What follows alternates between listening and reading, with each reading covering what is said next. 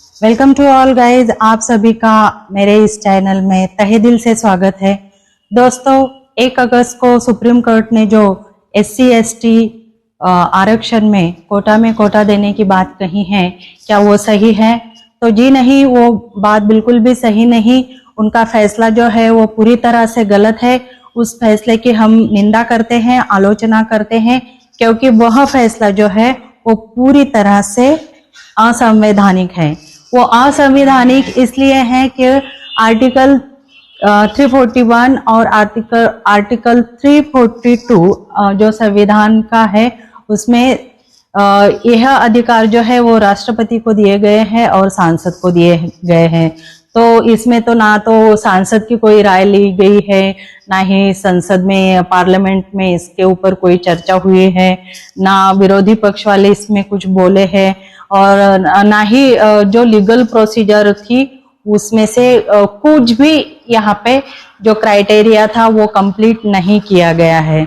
ऊपर से मतलब इनका ये अधिकार क्षेत्र ही नहीं था, सुप्रीम कोर्ट का ये अधिकार क्षेत्र ही नहीं था, फिर भी उन्होंने ये डिसीजन दिया है। और ये जो डिसीजन है वो सरासर गलत डिसीजन है, इलीगल है, असंवैधानिक है, अनैतिक है। ऐसा हम सभी आरक्षण के जो लाभार्थी हैं वो मानते हैं। दूसरी बात यह है दोस्तों कि अब ये जो आरक्षण का जो पॉइंट आ गया है, तो क्या इन्होंने इसका सही मायने में ऑडिट किया है कि आज तक जो आरक्षण मिला था तो इसका इन्होंने कितना इम्प्लीमेंटेशन किया था? तो इसका इम्प्लीमेंटेशन आज भी हमें 0 दिखाई देता है, क्योंकि आरक्षण जो मिला था वो एजुकेशन में मिला था और नौकरी सेवा भर्ती में मिला था, और उसके बाद पॉलिटिकल आरक्षण मिला था। लेकिन पॉलिटिकल आरक्षण वैसे भी 10 साल के बाद खत्म होता रहता था, फिर उसको अपने सुविधा के अनुसार बढ़ाया गया था। लेकिन जब मैं नौकरी और सेवाओं की बात करूं तो यहाँ पे इन्होंने जो पोस्ट है वो कभी उसका इम्प्लीमेंटेशन किया ही नहीं। उस पोस्ट पर उन्होंने जो क्वालिफाइड कैंडिडेट है उनको दिया ही नहीं। मतलब कैटेगरी वाइज जो भी पोस्ट निकलती थी SC/ST के लिए, तो ये कहकर बताया गया कि हमें क्वालिफाइड कैंडिडेट नहीं मिल रहा, इसलिए हम इस पोस्ट को नहीं भरते, और चुपचाप अपने लोगों को उन्होंने भर दिया। दूसरी बात, 10 सालों से हमारे नरेंद्र मोदी जी देश सरकार चला रहे, भारत का देश चला रहे हैं। एक के बाद उन्होंने जो सभी क्षेत्र थे जहाँ पे नौकरी मिल सकती थी उनको बेच दिया है। जब आपने सब प्राइवेटाइजेशन कर ही दिया है तो आरक्षण बचा कहाँ? लेकिन फिर भी ये आरक्षण के पॉइंट पे हम लोगों को लड़ाने के लिए ये इन्होंने जो निकाल है वो दिया है। तो ये इनका पॉलिटिकल स्टंट है, आप इसको समझिए और इस पॉलिटिकल स्टंट से आप लोग बचिए, क्योंकि ये आरक्षण से आप लोगों को सभी को पता है कि किसी को कुछ फायदा होता नहीं है। उल्टा इस इशू को लेकर लड़ाया जाता है, पूरी दुनिया भर में लड़ाई खड़ी कर देंगे और अपना फायदा जो है वो कर लेंगे, क्योंकि इनको भी पता है कि इन्होंने आरक्षण किसी को दिया ही नहीं है। तो अब ये क्या इक्वेलिटी करेंगे? अगर इनको देना था तो ये इतनी बड़ी मात्रा में प्राइवेटाइजेशन करते ही नहीं। अगर हम लोगों को अभी डिमांड करना है तो जो आपने प्राइवेटाइजेशन किया है उसमें पहले जो जिस तरह का आरक्षण दिया था उस तरह से आरक्षण फिर से क्यों नहीं लागू करवाते? और दूसरी बात, आपको वर्गवारी करनी ही है तो आपके पास वो 60% जो है अभी भी आपके पास, तो उसमें आप वर्गवारी क्यों नहीं करते?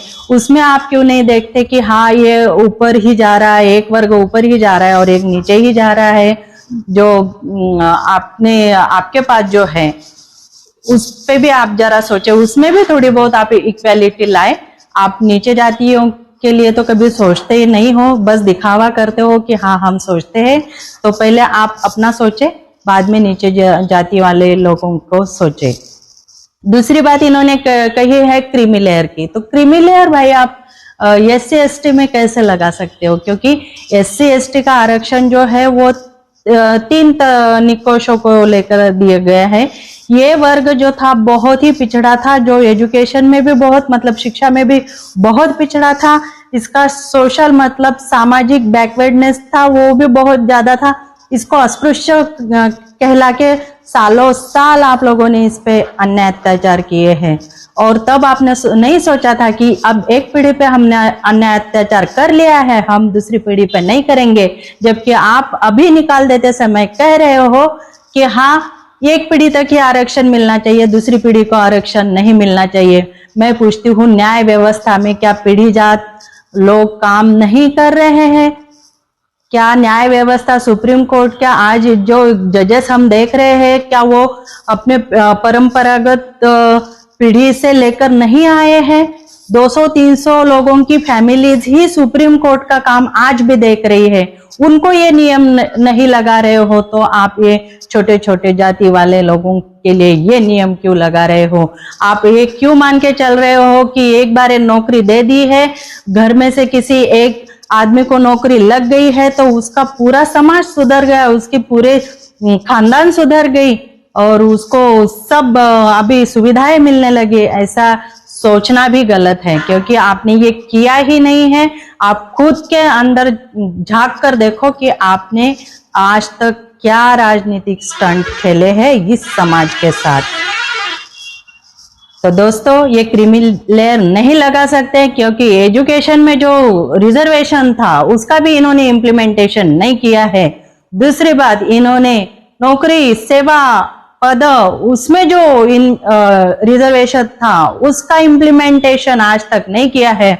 और तीसरी खास और बड़ी बात तो ये है कि हमको अभी तक सोशल स्टेटस मिला ही नहीं है। हमारे वर्ग में से अगर कोई मुख्यमंत्री भी बन जाता है, राष्ट्रपति भी बन जाता है, तो उसे आज भी आप लोग दलित कहकर बुलवाते हैं, उसका दलित कहकर अपमान करते रहते हैं। ये सोशल स्टेटस हमको नहीं मिला है।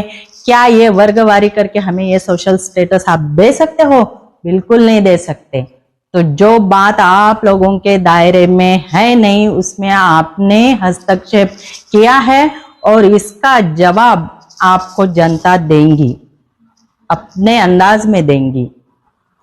दोस्तों, मैं पहले ही बता चुकी हूं, यह हम दोनों भाइयों को लड़वाने की पॉलिटिकल साजिश है। सुप्रीम कोर्ट का फैसला ये पूरी तरह से पॉलिटिकल है। तो हम हमारे आंदोलन जो है वो सोच समझ कर चलाएंगे और सुप्रीम कोर्ट को अपना ये फैसला वापस लेने के लिए मजबूर जरूर करेंगे, क्योंकि आरक्षण जो है वो गरीबी हटाओ कार्यक्रम नहीं है। यहाँ पे हमें हमारा सोशल स्टेटस चाहिए और वो हम लेकर रहेंगे। जय भारत, जय संविधान।